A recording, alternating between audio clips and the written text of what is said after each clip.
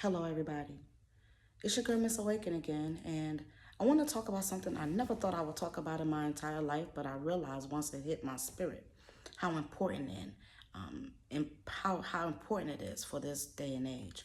We're going to talk about power struggles. In the next about 10 to 15 minutes, I'm going to do my best to helping us understand just how far the rabbit hole goes when it comes to power struggles and why we ought to pay much close attention in the world and to this video. And if so, share this to your friend on why we ought to pay attention to power struggles. If you're ready, we're going to start now. If power struggles is their area of concern, we have to bring ourselves to understanding it's because they want power over something or someone. More than likely, someone. Majority of all power struggles reside in people needing to control other people.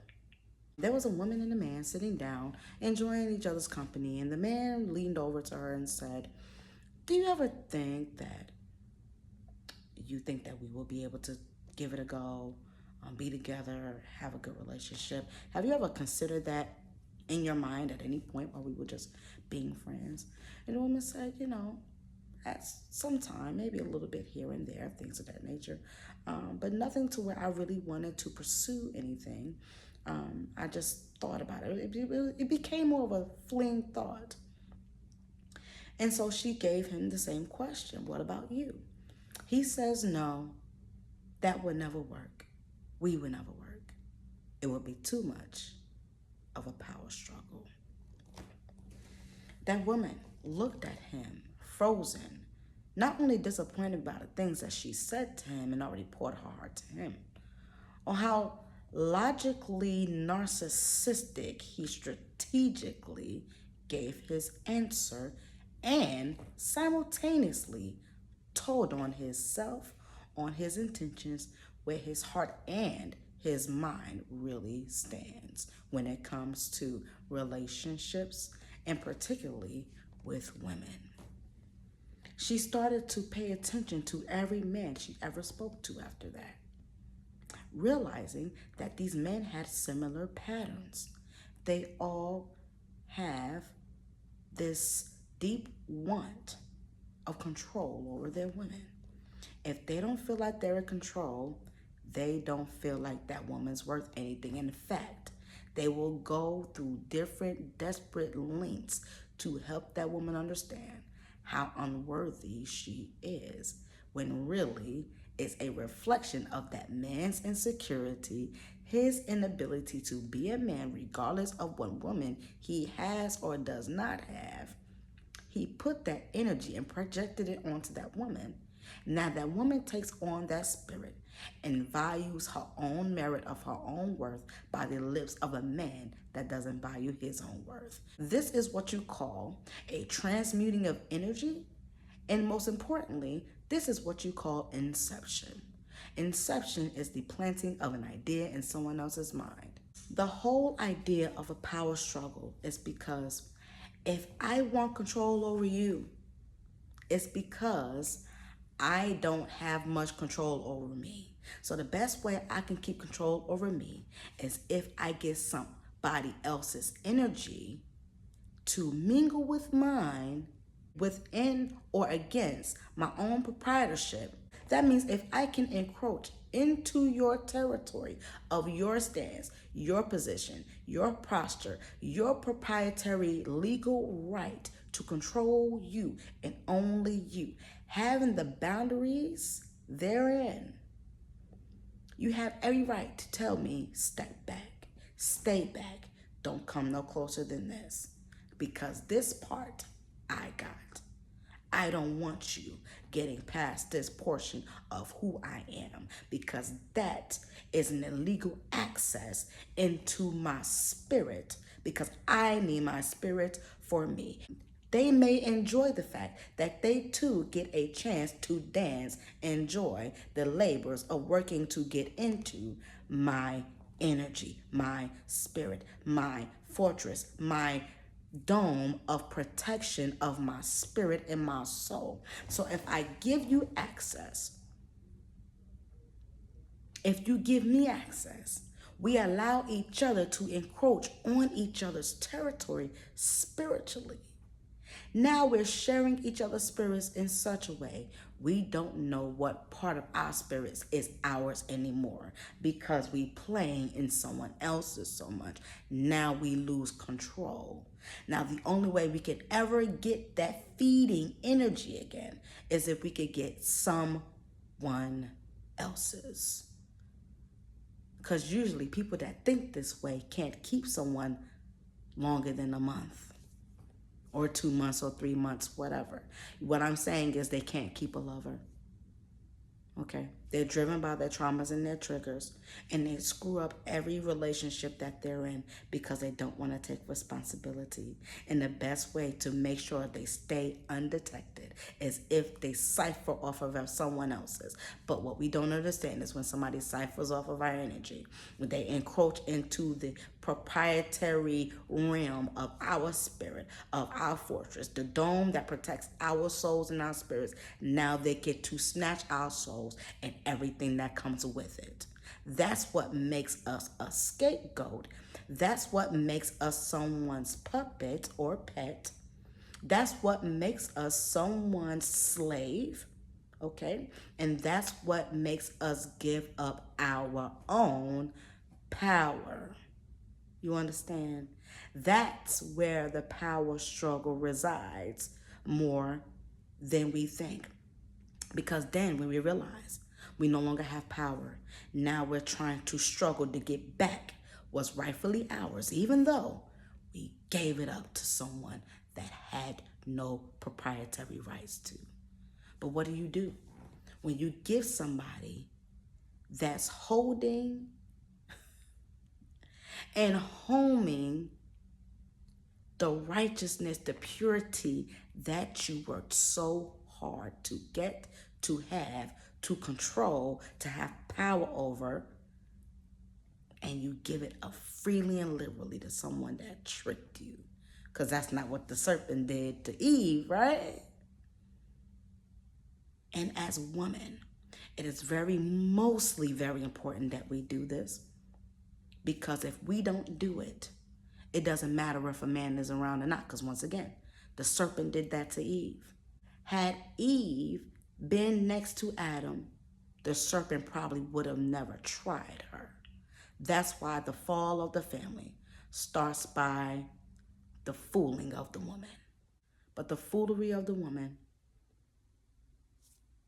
gets introduced because we're weak without a man, whether we want to believe that or not. There's a lot of things a lot of men can teach us. There's a lot of things in the world that the man cannot teach us. One thing a man can do is to provide and protect us. If they don't want to do that, it's because they have a problem with utilizing their own instincts as a man. That's how you know whether you're dealing with a man or a man that may not be so interested in being a man, you understand? Let's not allow what's happening in the current world blind us from realizing what type of man I'm talking about. There are a lot of really manly men, but they only appear that way because they're really ashamed of who they are on the inside. Instead of living freely and liberally like every other man that lives that lifestyle. They rather treat their women like crap, okay? And they will do anything they can to make it look like I am the man because of this.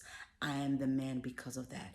Let me tell you something. I'm a woman of God, but I would never sit here and tell you that what my spiritual gift is. I would much rather you tell me what you believe my spiritual gift is, because it only matters if you receive me that way anyway, right? What is the point of me telling you who I am if you don't see it? If you see it, you will say it to yourself. You will call me that, or you will just receive it in your heart. Okay, that person is this. That person is that. That person is a counterfeit in the spirit. That person is an apostle. That person is an evangelist. That person is a prophet or a prophetess. That is a pastor talking right there. That is a teacher. You would tell yourself these things because something is stirring in you and resonating in such a way to where you like, okay, that person deserves to be called whatever, right? So what I'm trying to say is, if we don't grasp total control of our own value and worth, we will always allow someone else to invade and take our goodness, take our spirit, and any righteousness that dwelt within our souls. Snatch it up, all because we allow them to check our temperature, encroach in on our property, play into our spirit, and home themselves in our lives and in our minds. So much to where now our destiny don't go no further than them, because now everything that we worked for is now in their hands. But this is the crazy part. Whenever we allow man to encroach in on our righteousness, our goodness, our purification, and they take it and make us a scapegoat so that they can purify their wickedness. You see, this is how far it goes. Then something else has to replace the righteousness that was within us. Then what goes back inside of us? Now we swap in spirits. Because you took mine, you're not going to give it back unless I fight for it. And if I fight for it, there's a great chance I might have to die trying. You know? I might have to die to myself again. I might have to turn into you just to get back what belongs to me. Because what spirit am I going to hold on to if you take mine? Now, these are people that allow other people that take them in this way. They allow them to do it time after time after time after time again, until one day they wake up and they realize they're in a prison. So my sister, hashtag wake up, sis.